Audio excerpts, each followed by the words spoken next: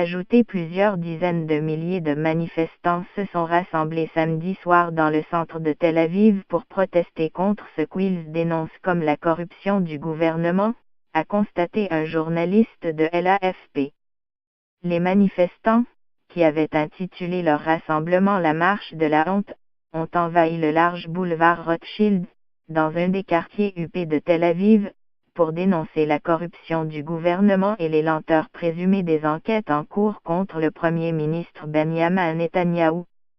Le rassemblement était organisé par les responsables des manifestations de protestation hebdomadaires devant la résidence du procureur général d'Israël, Avichai Mandelblit, contre la lenteur présumée de ces enquêtes. Netanyahou est visé par 2 enquêtes, l'une sur des cadeaux qu'il aurait indûment reçus de riches personnalités, et l'autre sur un accord secret qu'il aurait tenté de conclure avec un quotidien populaire pour une couverture favorable. Le nom de son avocat personnel et d'un ancien chef de bureau apparaissent par ailleurs dans une affaire de corruption présumée liée à l'exit de 3 sous-marins allemands. Honte, Bibi rentre chez toi, ont scandé les manifestants, appelant Netanyahou par son surnom. Le procureur général Avichai Mandelblit était également la cible de leur slogan.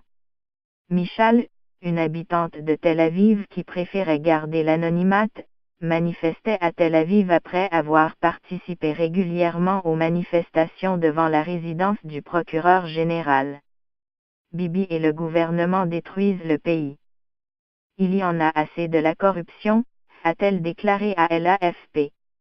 Le leader de l'opposition travailliste, Isaac Herzog, a montré son soutien aux manifestants via sa page Facebook. La frustration vient du sentiment d'injustice, de la révulsion face à la corruption, et à l'objection morale à une loi faite sur mesure pour une personne, a-t-il écrit. Le Parlement israélien va examiner lundi en 2e et 3e lecture un projet de loi qui est vu par les détracteurs de Netanyahou comme un moyen de le tirer d'affaire dans les enquêtes dont il fait l'objet. Selon l'initiateur du projet de loi, David Amsalem, du parti Likout de Netanyahou, cette loi ne vise qu'à protéger les droits et la réputation des suspects.